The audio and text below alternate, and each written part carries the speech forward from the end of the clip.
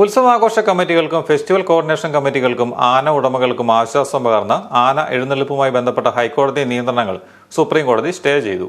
ജസ്റ്റിസുമാരായ BV Nagarathna, NK Singh എന്നിവരുടെ ബെഞ്ചാണ് കേസ് പരിഗണിച്ചത്. തൃശൂർ, പാറമേക്കാവ്, തിരുവമ്പാടി ദേവസ്വങ്ങൾ നൽകിയ ഹർജിയിലാണ് സുപ്രീം കോടതി ഉത്തരവ്.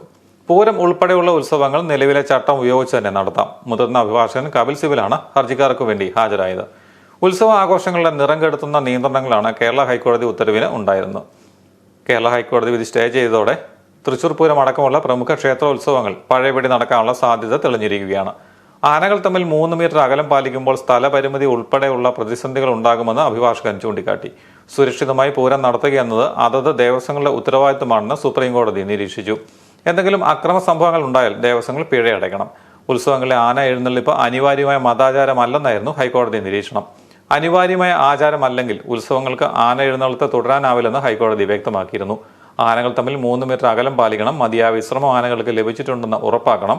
എഴുന്നള്ളിപ്പിൽ ആനയും തീ സംബന്ധമായ കാര്യങ്ങളും തമ്മിൽ 5 മീറ്റർ ദൂരപരിധി ഉണ്ടാവണം. ജനങ്ങളും ആനയും തമ്മിൽ 8 മീറ്റർ ദൂരപരിധി ഉറപ്പാക്കണം. ബാരിക്കേഡ് സംവിധാനം ഒരുക്കണം. രാവിലെ 9 മുതൽ വൈകുന്നേരം 5 വരെ ആനകളെ പൊതുനിരത്തിൽ കൂടി കൊണ്ടുപോകരുത്. ഭക്ഷണം ഉൾപ്പെടെയുള്ള സൗകര്യങ്ങൾ സംഘാടകർ കമ്മിറ്റിയെ ബോധിപ്പിക്കണം. ആനയുടെ ആരോഗ്യസ്ഥിതി സംബന്ധിച്ച ഫിറ്റ്നസ്, ഹെൽത്ത് സർട്ടിഫിക്കറ്റ് ഉറപ്പാക്കണമെന്നുമാണ് ഹൈക്കോടതി പുറത്തിറക്കിയ മാർഗരേഖയിൽ നിർദ്ദേശിച്ചിരുന്നത്. ഇത്തരം നിയന്ത്രണങ്ങൾ പാലിച്ച് ക്ഷേത്രോത്സവ എഴുന്നള്ളിപ്പുകൾ നടത്താൻ കഴിയാത്ത സാഹചര്യമാണ് ഉണ്ടായിരുന്നത്. ഇക്കാര്യത്തിൽ ശക്തമായ എതിർപ്പുമായി വിവിധ സംഘടനകളും രംഗത്തെത്തിയിരുന്നു.